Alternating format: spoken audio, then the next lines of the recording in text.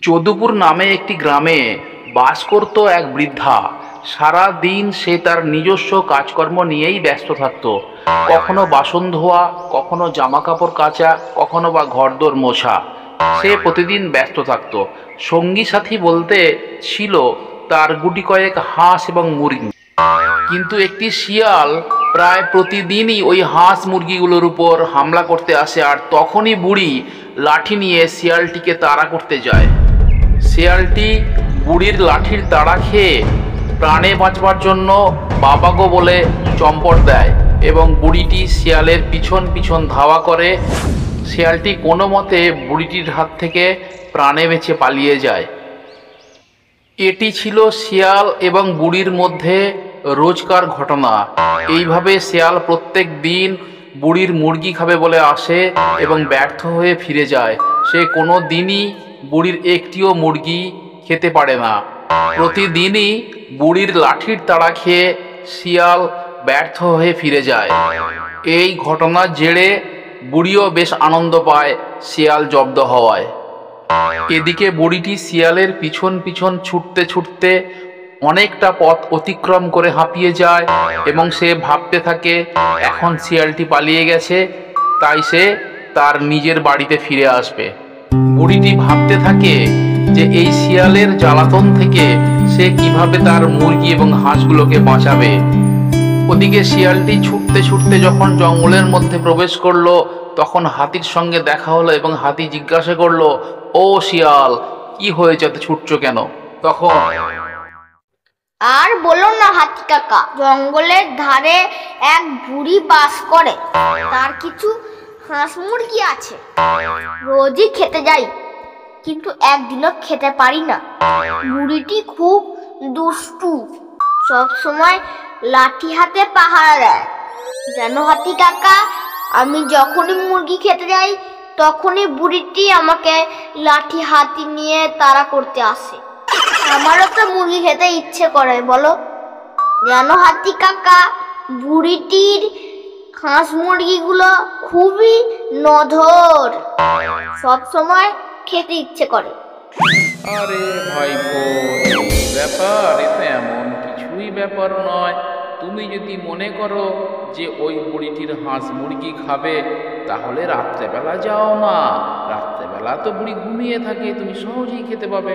ঠিক বলেছো হাতি কাকা, এটা তো ভীষণ ভালো বুদ্ধি। আমি কালকেই রাতের বেলা বুড়ির মুরগি খেতে যাব। হাতি কাকা ঠিক বলেছো।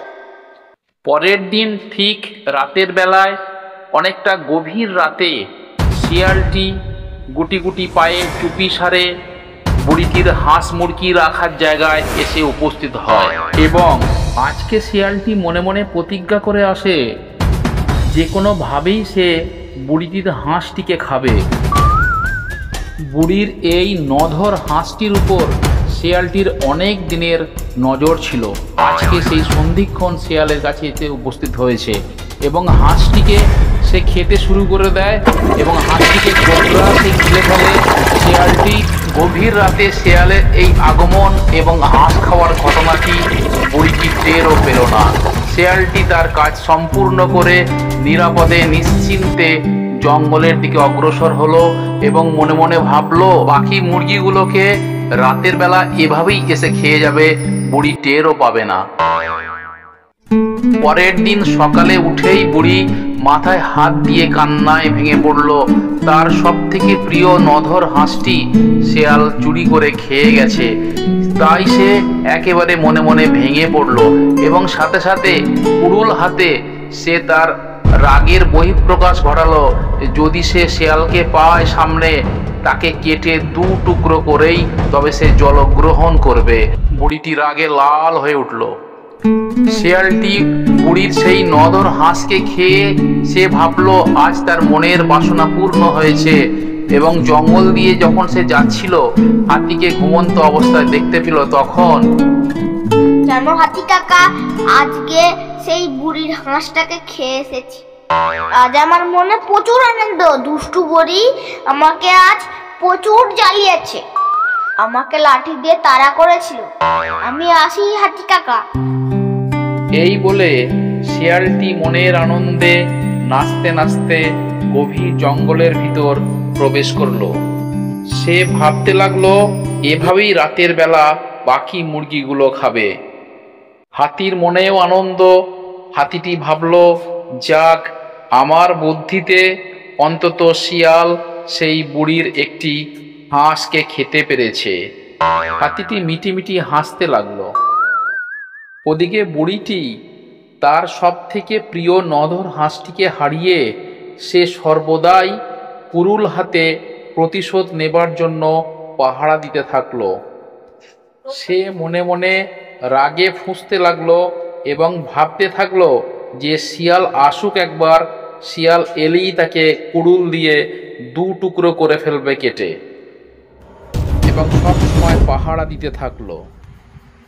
একদিন বাজার থেকে ফেরার সময় বুড়ির সাথে পাশের বাড়ির প্রতিবেশী তারই দেওর রমেন ঠাকুরপোর সাথে দেখা হলো এবং রমেন ঠাকুরপো জিজ্ঞাসা করলো, আরে বৌদি, যে অনেকদিন বাদে দেখা, কেমন আছো বৌদি? তোমার সেই হাঁস মুরগিগুলো ভালো আছে তো? অনেক দিন বাদে দেখা হলো বৌদির সাথে। বলো বৌদি, কি খবর তাহলে? কেমন আছো? বাড়ির কি খবর? আর বলো না ঠাকুরপো, ওই হাঁস মুরগির জন্য ভেবে ভেবে তো অস্থির হয়ে যাচ্ছি। জানো ঠাকুরপো, কালকে রাত্রেবেলা ওই শিয়ালটা হাঁসটাকে ধরে খেয়ে ফেলেছে। আমার মন খুব খারাপ। কি করা যায় বলো তো ঠাকুরপো? ওই শিয়ালের জ্বালান তো সহ্য করতে পারছি না। একটা বুদ্ধি দাও তো ঠাকুরপো, যাতে ওই শিয়ালটাকে জব্দ করতে পারি, না হলে বাকি মুরগি দুটোকেও খাবে। জানো ঠাকুরপো, আমার এই হাঁস মুরগি ছাড়া আর কি আছে বলো? এই দুষ্টু শিয়ালটাকে না জব্দ করা পর্যন্ত আমি আর মনে মনে শান্তি পাচ্ছি না। একটা বুদ্ধি দাও ঠাকুরপো।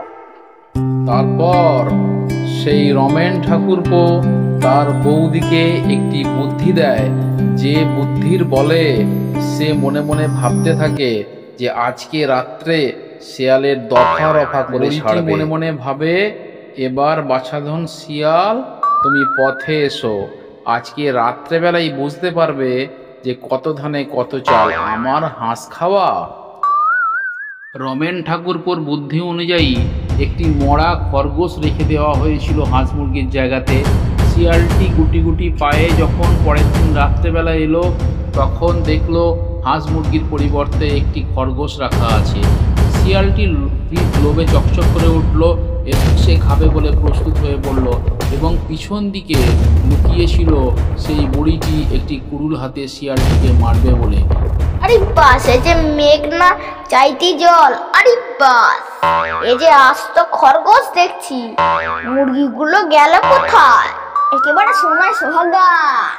আজ রাতটা মনে হচ্ছে আমার ভালোই কাটবে। খেতে শুরু কর। ওরে বাবা রে, কি দুষ্টু বুড়ি রে বাবা, গাছের আড়ালে লুকিয়েছিল। আর কখন আসবো মুরগি খেতে? পালাই পালাই পালাই রে বাবা, তাড়াতাড়ি পালাই। তাই বলি, মুরগি দুটোর বদলে একটি খরগোশ আছে। দুষ্টু বুড়ি, দুষ্টু বুদ্ধি। দুষ্টু শিয়ালকে মারতে না পেরে এবারও বুড়ির আগে ফোঁস করতে লাগলো। শেষ পর্যন্ত শিয়াল এবারও তার হাতছাড়া হয়ে গেল, প্রতিশোধ নেওয়া হলো না। বন্ধুরা, আজকের ভিডিওটি তোমাদের কেমন লাগলো? এইরকম আরো কার্টুন ভিডিও পেতে এই ছোট্ট চ্যানেলটিকে সাবস্ক্রাইব করো আর লাইক শেয়ার করতে ভুলো না। বন্ধুরা, তোমরা আমাদের সব কার্টুন ভিডিও দেখছো তো? কেমন লাগছে? দেখা হচ্ছে পরের ভিডিওতে। ততক্ষণ সবাই ভালো থেকো, মন দিয়ে পড়াশোনা করো। আমিও মন দিয়ে পড়াশোনা করছি। Tata, bye bye.